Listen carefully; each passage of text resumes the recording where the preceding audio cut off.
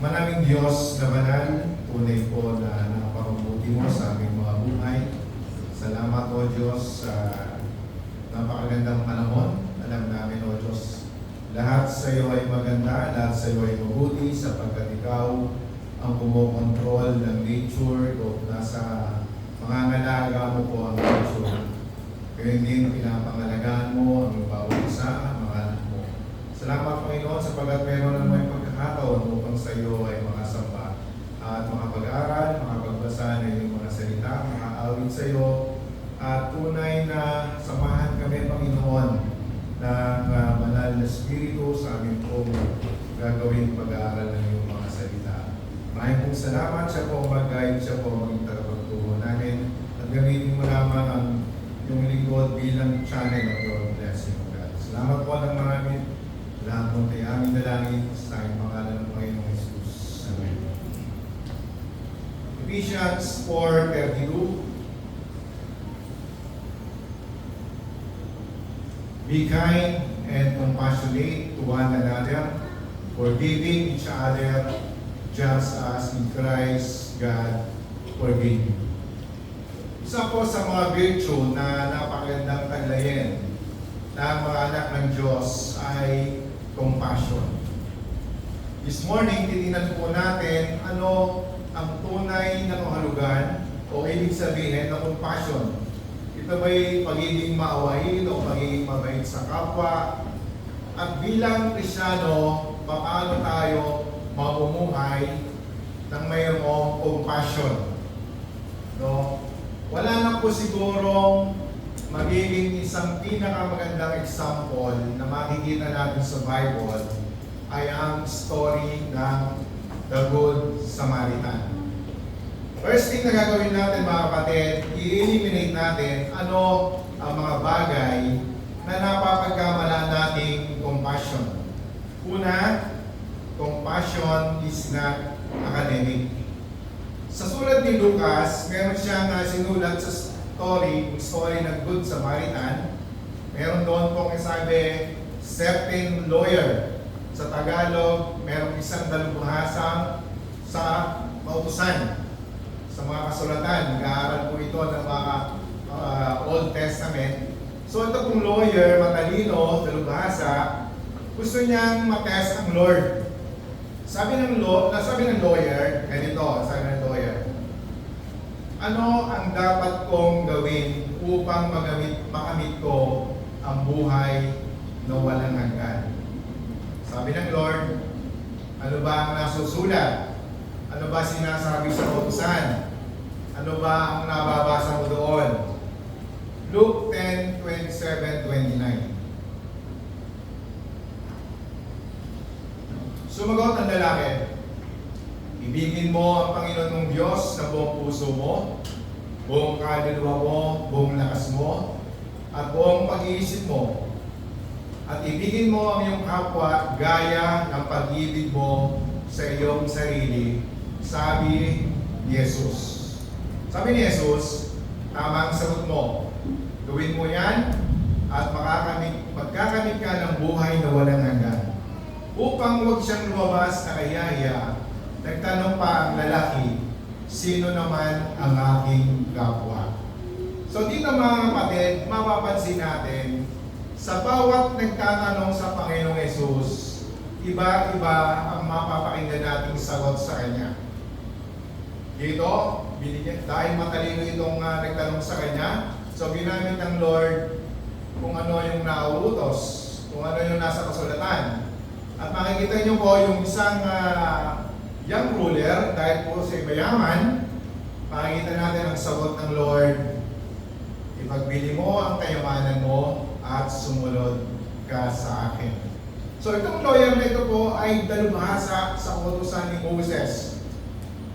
So ito po yung mga theologian sa panganuhan natin ngayon.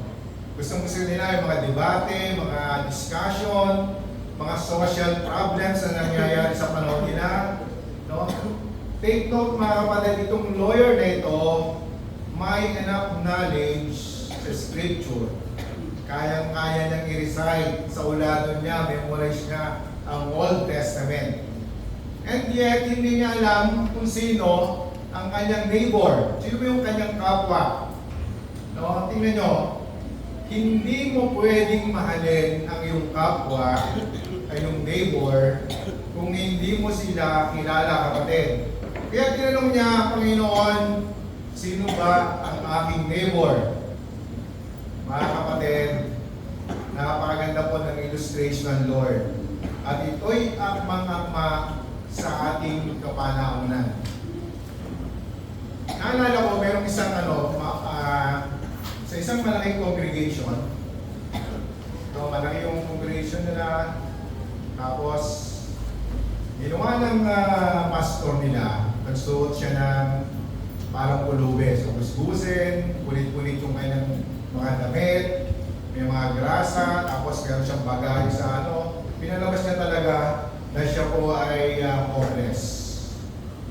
So, one day morning, Sunday yun, pumapasok na yung mga tao, may baso siya doon, yung iba naglalagay ng limos sa kanya, yung iba hindi siya pinapansin, yung iba nagbibigay ng pera o makakain.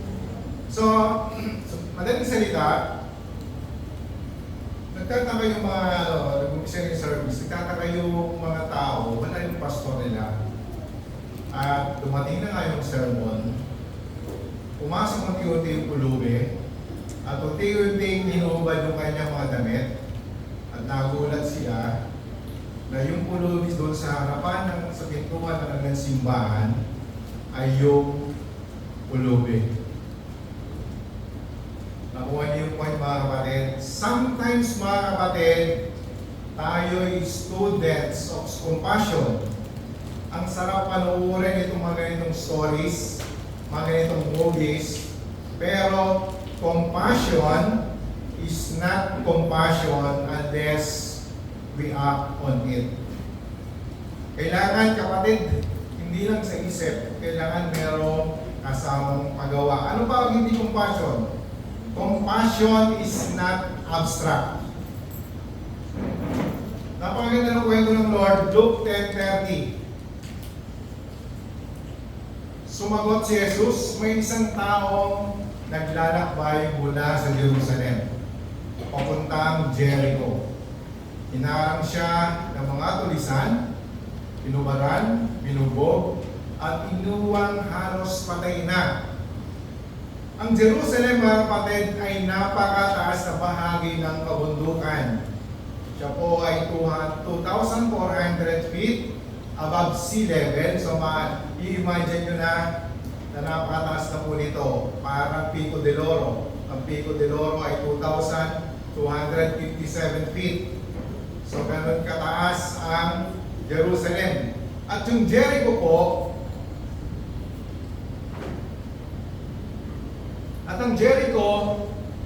ay 800 feet below sea level.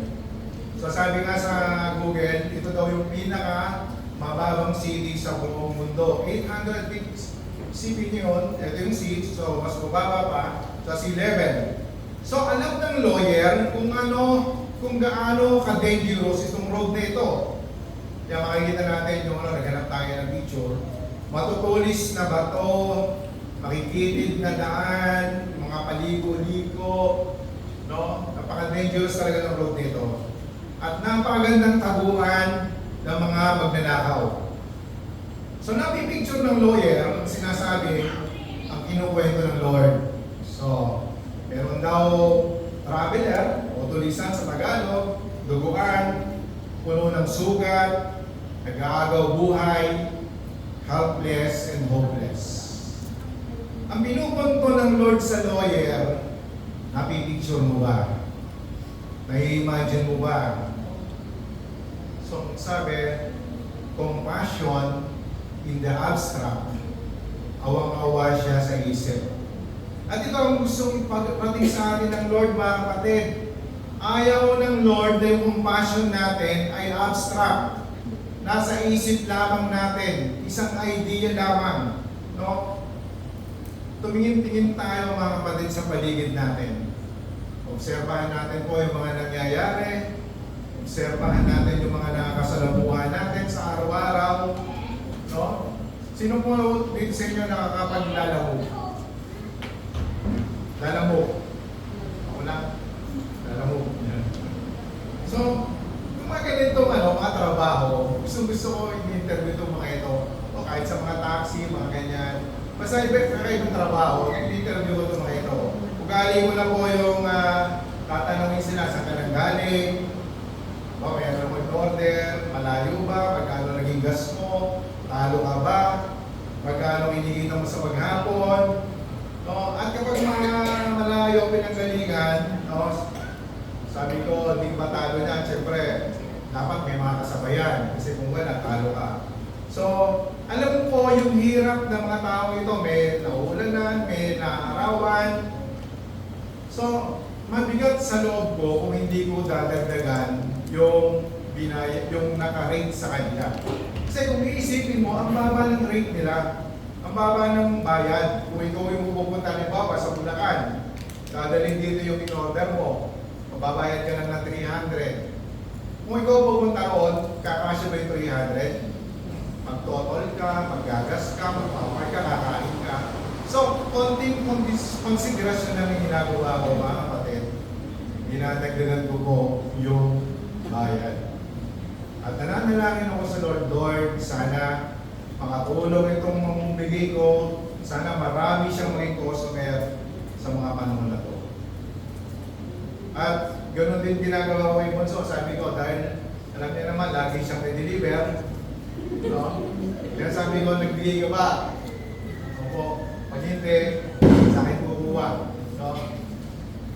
Ganun kasi napakagaan ng loob natin kapag nakakatulong tayo doon sa mga alam natin na mga kailangan. No? At halimbawa, kapatid, kung merong kapitbahay na palaging nakatingin sa mga halaman mo habang nag-aayos ka at nahihiya lang humingi, ang dami mong halaman, bigyan mo. No? Samahan mo ng pasok. Nahihiya lang yan, kapatid. At kung halimbawa, meron ka namang sapatos na pagkadami-dami, hindi mo naman nasusuot lahat, at nakakita ka ng walang sapatos, hindi mo ng sapatos, hindi mo naman ikakamatay, lagyan mo na rin ng medyas. No? Napakaraming pagkakataon, kapatid, na pwede tayong tumulong. No?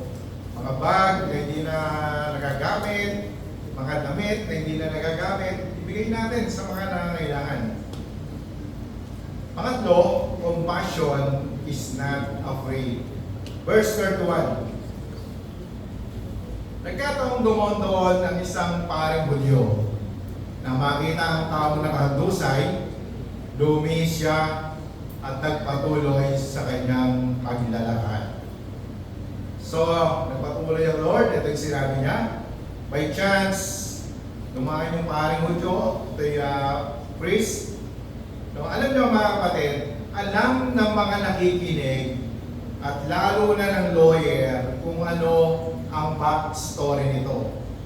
Noong panahon nila, yung temple ng Jerusalem required 24 teams ng mga priest, mga pare. At bawat team ng mga pare ay allowed mag-serve for only 2 weeks per year. No? At maaaring itong priest na ito na binabanggit ng Lord ay isa sa mga 12,000 priests na naninirahan sa Jericho.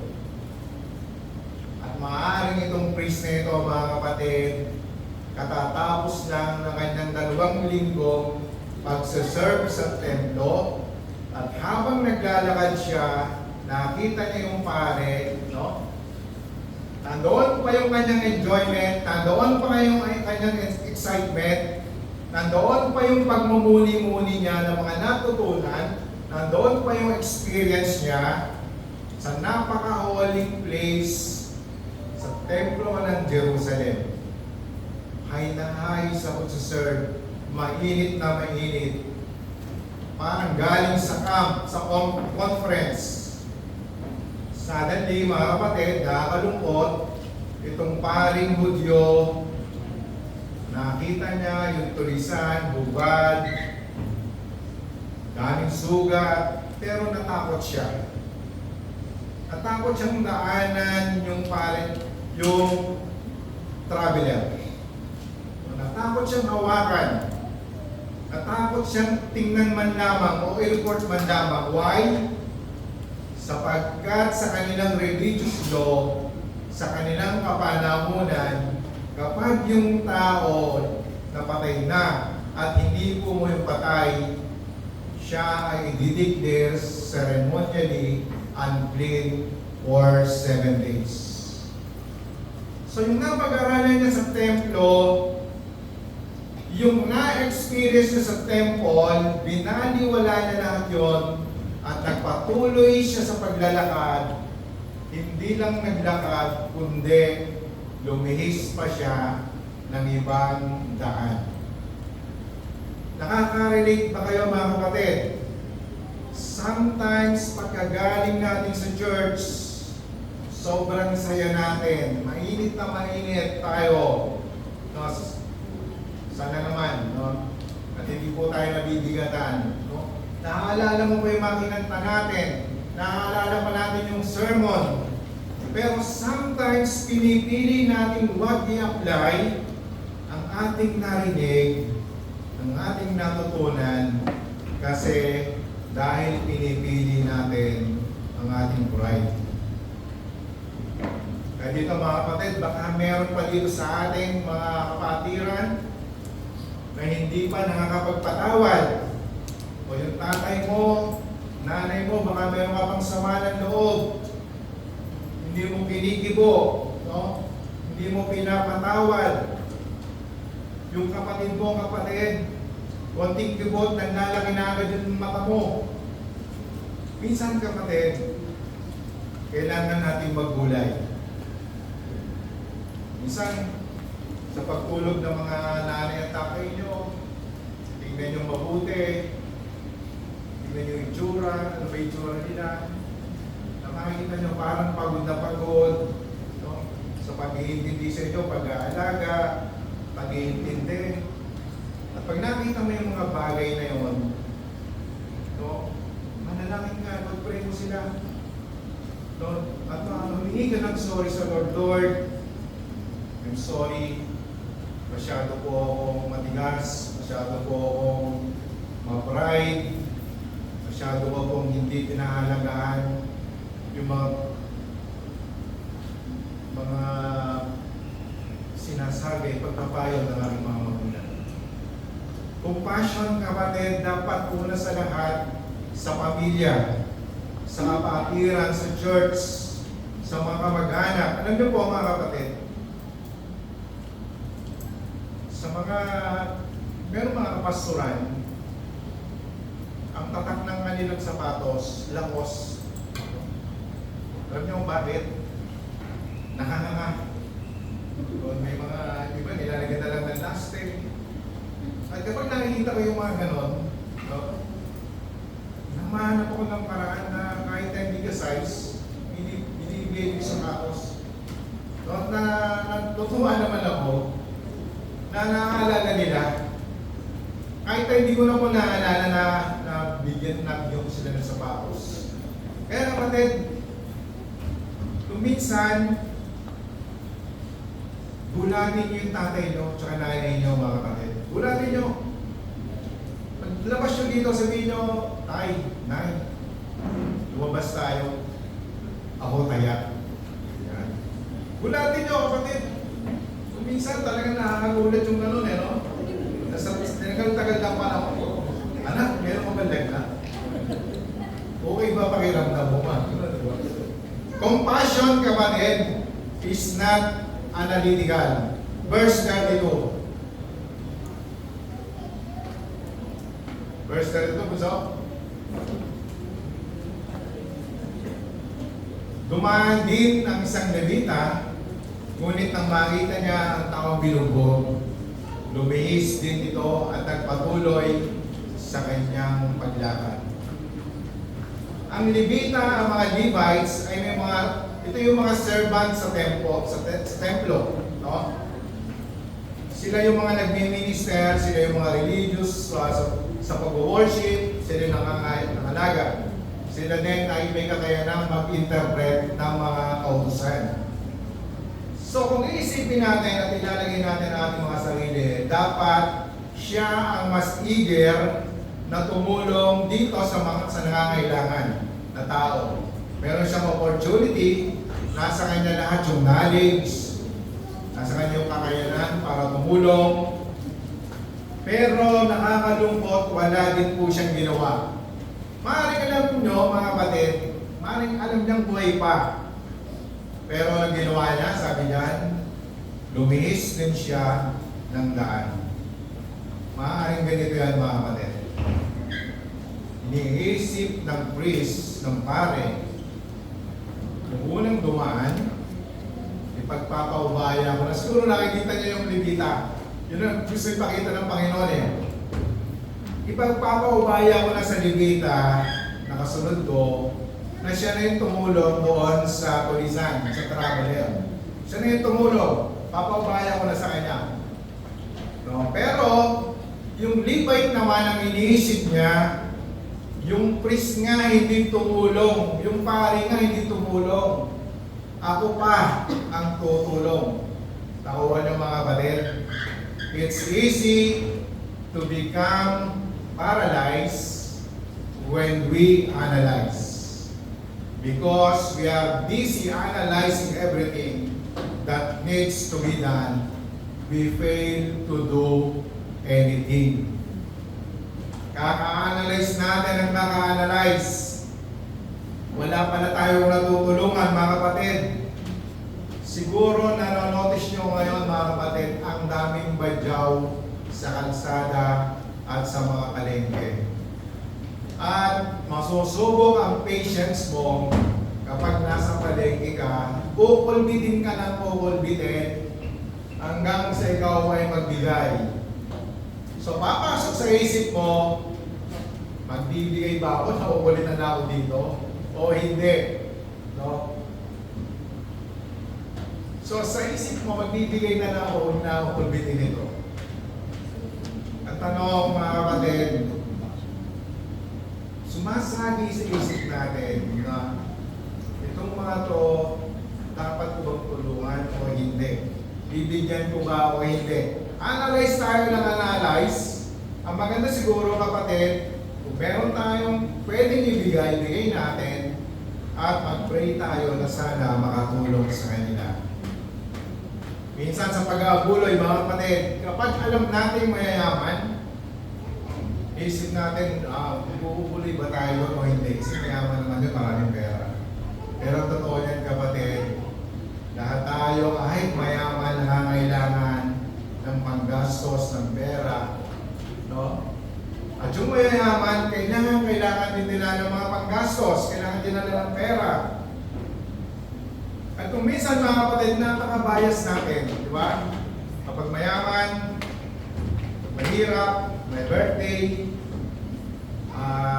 iisipin natin, punta tayo sa Divisoria. Yung pink na relo na lang bigyan natin pag mahirap. Pag mayaman, kailangan branded sa mall. Di ba? Ganun tayo, di ba?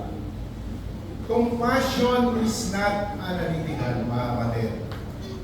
Compassion, sumunod, compassion can surprise you. Luke 10:33-35. Ngunit may isang Samaritanong naglalakbay na napadaan doon. Nang makita niya ang biktima, siya'y naawa. Nilapitan niya ito, binuhusan ng langis at alak ang mga sugat at binendahan. Pagkatapos, sinakay niya ang lalaki sa kanyang asno at dinala ito sa bahay panuluyan upang maalagaan siya doon.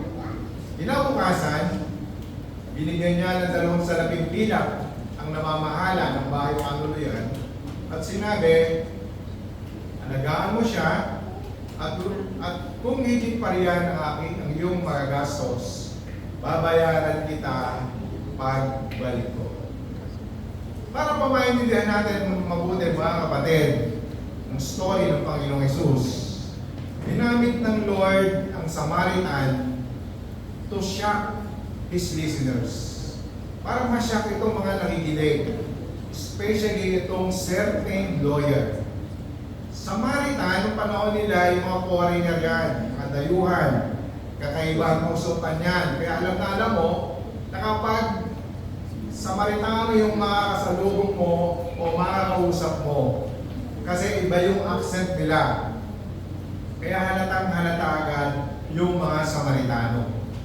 Kinamumuhaan ng mga Samaritano ang mga Hudyo at ganun din po, kinamumuhaan ng mga Hudyo ang mga Samaritano. Ganun din. Vice versa. They hate each other. No? Hate na hate nila bawat isa. Pansinin niyo po mabuti sa verse 37, sabi ng tinanong ng Lord ang lawyer, sino sa palagay mo ang iyong neighbor? Ang sabi niya, he who showed mercy on him. Hindi niya tayong bagitin yung word na Samaritan. Ganon niya ka-hate yung mga Samaritano. Katulad ng ating Panginoong Jesus, mga kapatid, ang Panginoong Jesus nagpakita ng tunay na compassion sa atin. Tayo na mga helpless, na tayo mga hopeless, tayo na parang nasa putikan dahil sa ating mga kasalanan. No? Siya yung lumakap sa atin. Ganito pinapakita ng Panginoon. Na-hate ng mga Hudyo ang Panginoong Jesus dahil hindi sila naniniwala, at ganon din tayo mga kapatid. Dahil sa kasalanan natin, hindi tayo kaya tingnan ng Panginoon. Hindi kaya na tayo mga tao ay nagtinuring ng Panginoong Diyos. Dahil sa pamagitan ng pananampalataya natin at pakikipag-isa natin sa Panginoong Jesus, saka tayo naging matuwid. Saka tayo naging kaibigan ng Panginoong Diyos. Compassion is about what you see. The priest, the Levite, and the Samaritan all look at the traveler, but only the good Samaritan saw him. Nakita niyo yun, mga kapatid? Nakita niyo yung pagkakaiba, look at saka yung saw? Yung pare, yung Levita, yung Samaritano, lahat tumingin sa traveler doon sa sinasabing tulisan. Pero yung Samaritano lamang ang nakakita sa kanya. Nakuha nyo? Mga kapatid, katulad ng ating Panginoong Jesus, He is our ultimate good Samaritan. Compassion began with what He saw. Sabi sa Bible, ipinakita ng Panginoong Jesus ang kanyang compassion sa napakaraming tao na naguguluhan at nabibigatan. At ipinakita rin ng Panginoon, He saw another great multitude. Then pinagaling niya po ito isa-isa, lahat ng mga may sakit na kanyang madadaanan at makalalapit sa kanya. He saw those who are like sheep without shepherd. And He was moved with compassion. Tinulungan, tinuruan itong mga tao para nang sa gayon, maibsan yung mga dinadala ng mga nagigatan. Ano po ang tinuturo sa atin ng Panginoong Diyos sa atin, ng Panginoong Jesus? Look around, mga kapatid, tumingin sa paligid, sa napakaraming opportunities para makatulong tayo. At kapag nakita na natin, move with compassion in many ways. Mga kapatid, second week na ng September, Saturday na ng September, ibabalik po natin ang libreng almusal natin. At kung meron po kayong gustong puntahan na lugar, pwede nyo pong suggest para doon sa mga nangangailangan na mga tao na kahit paano sa konting pagtulong natin, maibsan yung kanilang nararamdamang kagutuman o kahirapan. tumingin tayo mga kapatid, compassionate tayo dapat sa mga may sakit, sa mga nangangailangan. Kung sabi sa Bible, tulungan natin ang mga dapat natin tulungan, yung mga balo, yung mga sobrang bata, yung sobrang matatanda, yung mga walang kakayanan. Ang tunay na compassion, mga kapatid, ay gumagawa. No? Ito po yung pinakitang ehemplo ng Lord sa atin. Yung mabuting Samaritano. Kahanga-hanga po yung compassion na ito hanggang sa dulo ng buhay ng ating Panginoon. Kaya tinawag po siyang the Good Samaritan. The ultimate Good Samaritan, ating Panginoon Jesus. Sa dulo ng kanyang buhay, mga kapatid, nakita niya yung gumagawa ng pagpapahirap sa kanya, pero anong dinati ng Panginoon, ipinanalangin pa ito. Hindi siya nagtanim ng galit. No? Sabi niya, Father, forgive them, for they do not know what they're doing. Tawarin mo sila sapagkat hindi nila alam ang kanilang mga ginagawa. At ipinakita niya pa doon sa kauli-uli ng kanyang buhay, sa kasama niyang nakapago, nanampalataya sa kanya, sabi niya, kayo din, isasama kita sa paraiso. When Jesus saw broken humanity, his heart was moved with compassion. At ito yung story ng Samaritan, pinapakita niya ang ginawa sa atin ng Panginoong Jesus. Compassion is about what you do. Genuine love always involves action. No? Ano yung unang ginawa ng Samaritano, mga kapatid? Una, nilapitan niya kahit alam niyang may danger. Pangalawa, binuhusan niya ng langis at ng alak ang mga sugat at binendahan. May personal touch, kapatid. Pagpapakita ng tunay na simpatiya. Tunay na pagtulong, no? Sinakay sa asno at dinala sa bahay panuluyan. Ito ang nagpapakita ng tunay na compassion, mga kapatid. Aminin natin, mga kapatid, sa hindi. Tumutulong tayo pero maraming restriction. Iniisip natin baka mamihasa. Etong gamot, kapatid, etong pera, kapatid, bumili kang gamot. No? Etong bigas, isahin mo. Hindi mo tinatanong, baka walang panggatong, walang panggas. No? Etong cellphone, ikaw na bumili ng load at saka ng SIM. Etong sapatos, ikaw na magpatahe dahil nakabuka. Etong kotse, gamitin mo muna, pero pag malikod, dapat pultang ka. Naalala ko, kapatid, alam nyo, nung mga panahon na wala po akong pabili ng sapatos, mahilig akong magparinig doon sa mga maraming sapatos. Alam ko marami siyang sapatos eh. Ipapalinig ako gano'n. Eh, sabi niya, marami, mayroon ako bibigay sa'yo. Jordan. Hindi ko na sabihin yung pangalan, baka sabihin ko. Jordan, excited ako.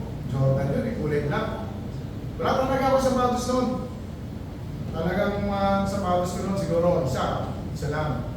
Jogging, basketball, sama-sama na lahat. No? Jordan. Then nung binigay na sa akin, ang lumo ko, kapatid.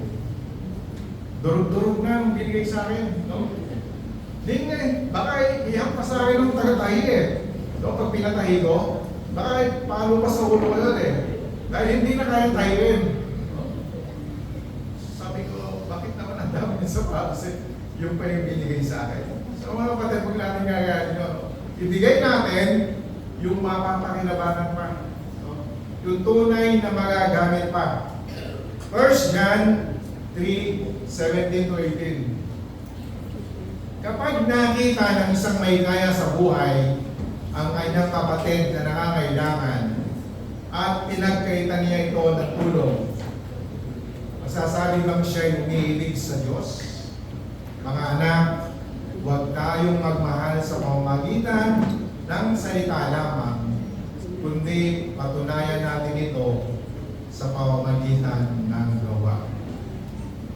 Alam niyo mga kapatid, kung minsan meron tayong mga prayer requests, pero yung mga kapatid natin may mga prayer requests, pero sa totoo pala tayong kasagutan ng kanilang prayer requests.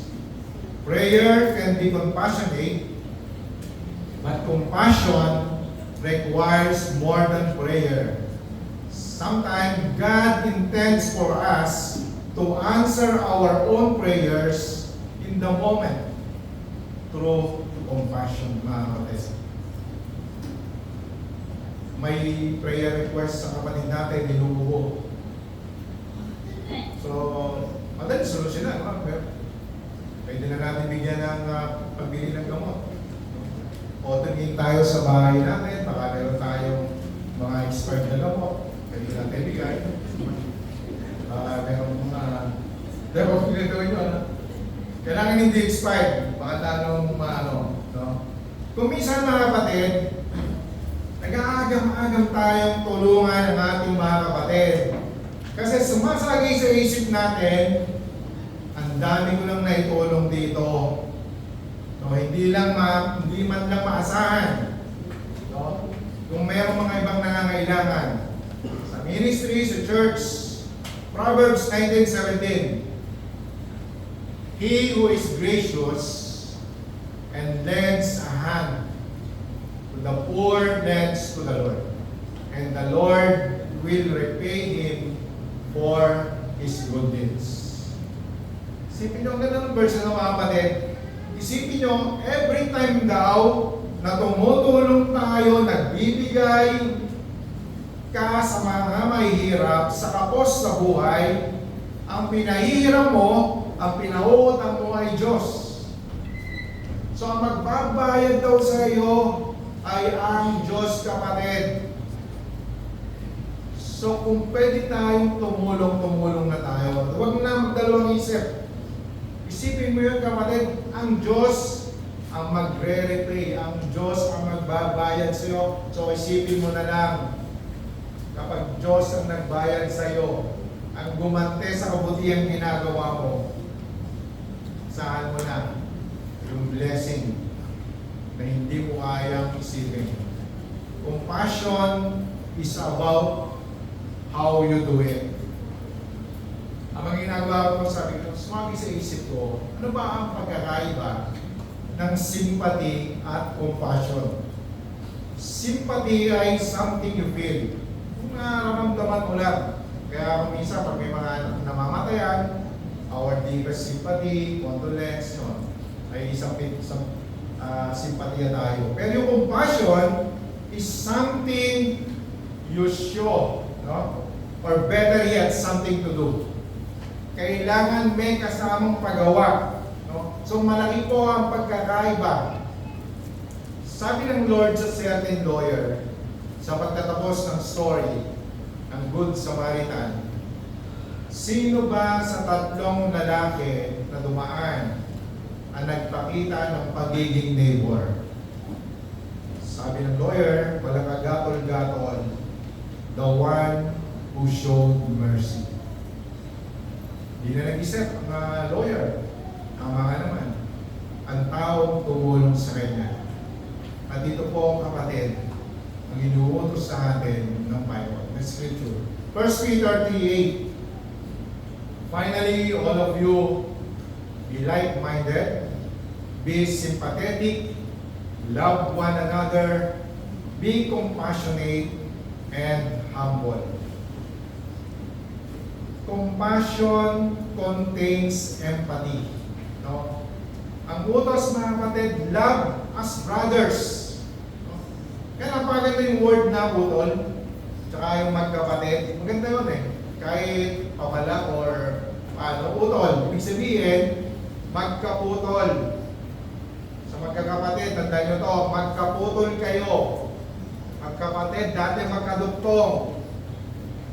So wala dapat sa inyo yung word na pagmamatigasan, yung word na pagyayabaan, pagmamaliit. Dahil dati kayong magkaduktong, pinutol lang dahil kayo isinilang.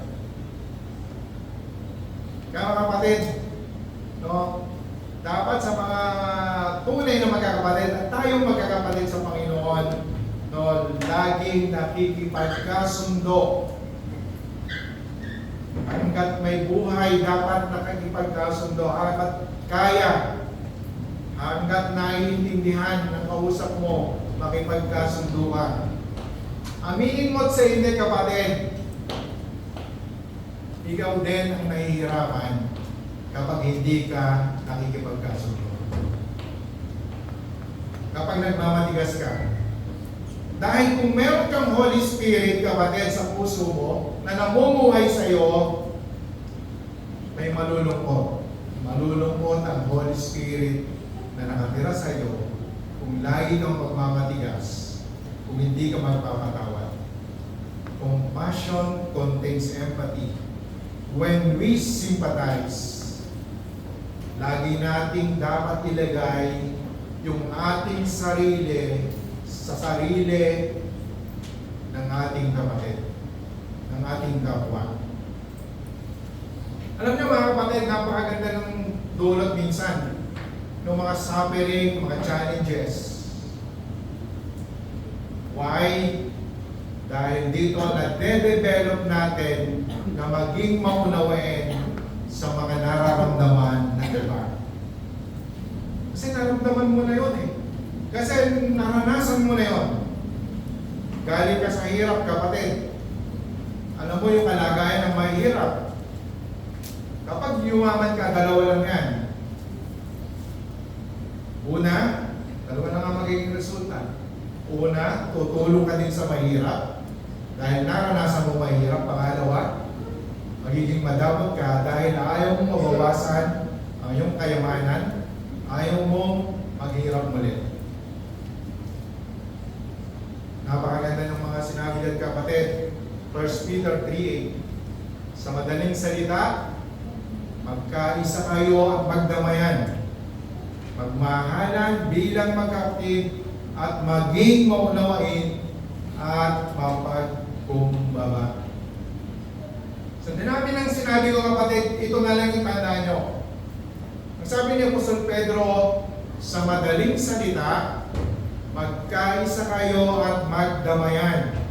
Ibig sabihin, be compassionate. Empathize with each other. Be sympathetic. Magmahalan bilang magkakapatid. Love as brothers. Maging maunawain. Tender-hearted. Be pitiful. No, compassion, sometimes mga kapatid, compassion leads to forgiveness. Sa mag-asawa, mga kapatid, mahalaga to. Maganda rin po yung may sense of history. 20 years kayong magkasama. 30 years kayong nagsasama, nagmamahalan. 5 minutes kayong nag-away. 10 minutes kayong nag-away. Gusto nyo, hiwalay na.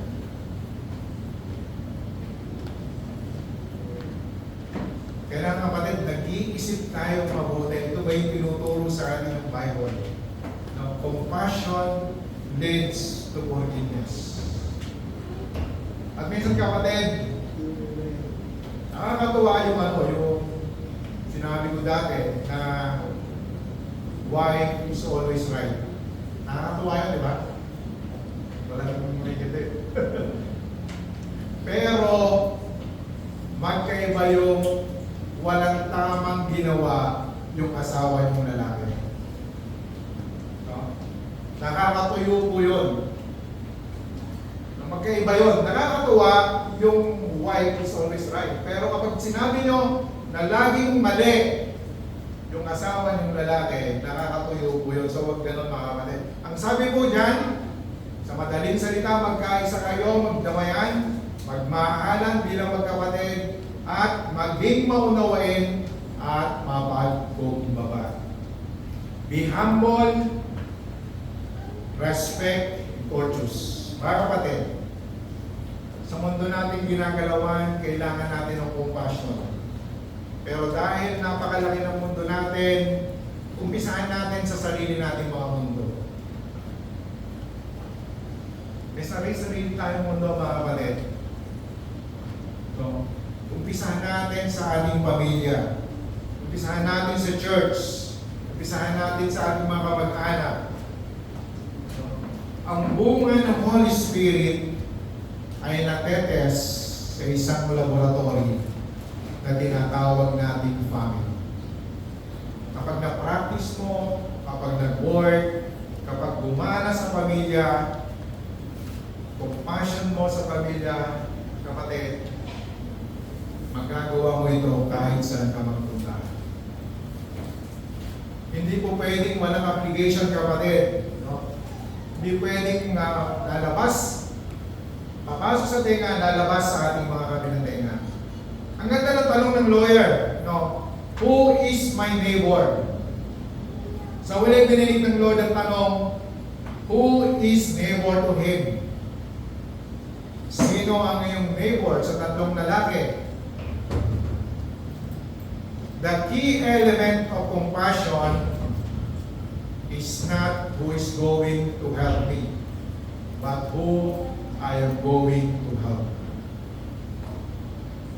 Masarap ang pakinggan, kapatid, nang natutulungan tayo. Pero lahat tayo may kanya-kanyang paraan para makatulong kahit sa maliliit na paraan. No?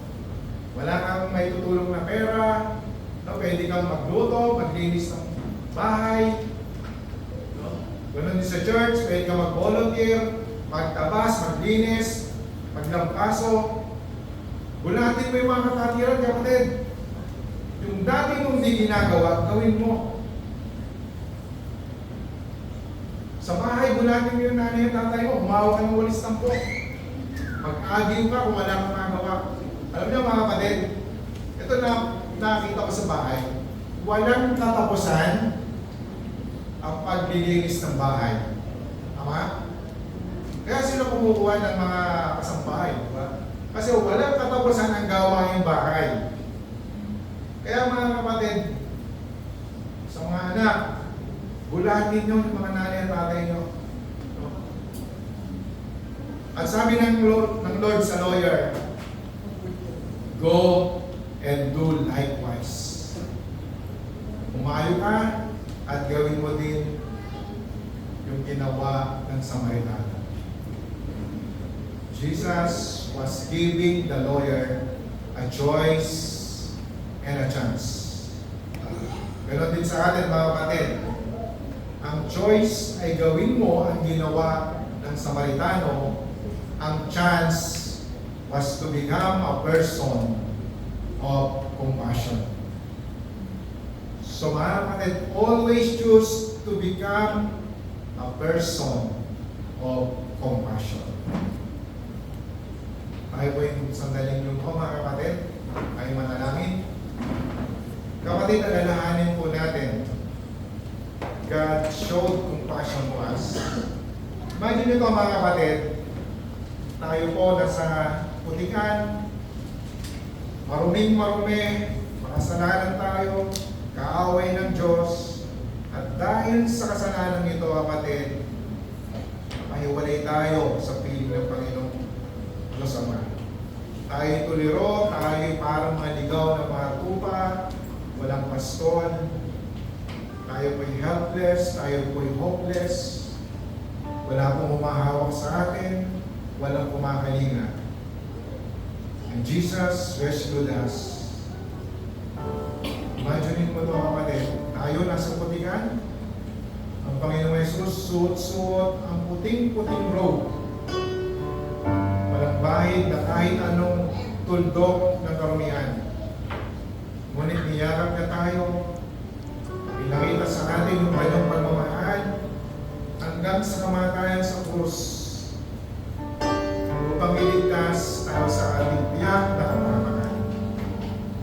Yan po ang tunay na compassion, kapatid. Kapatid, ano kaya, tatanong mo, ano kaya ang pwede kong ibayad sa Lord? Ano kaya yung pwede kong iganti sa Lord? Kapatid, tandaan mo ito, wala po tayong kayang ibayad. Dahil priceless ang ginawa ng Lord sa atin.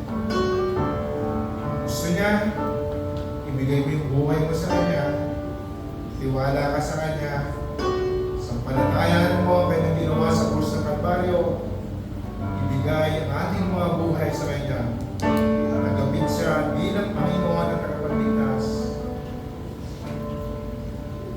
Siya lamang ang tanging daan patungo sa kalangitan. Kapatid, alam ko, may kanya-kanya tayong pinagdaraanan sa mga pagan ito, sa buhay na ito. Bigay po natin sa Lord ang lahat ng ating mga kabalisahan, mga sakit ng ating minamahal, mga pangangailangan, pinansyal, bigay natin sa Lord.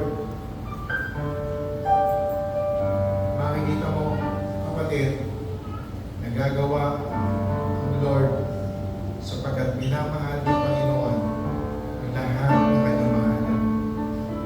Salamat, Panginoon, sa iyong kabutihan sa bawat isa. Salamat sapagkat ikaw yung aming good Samaritan.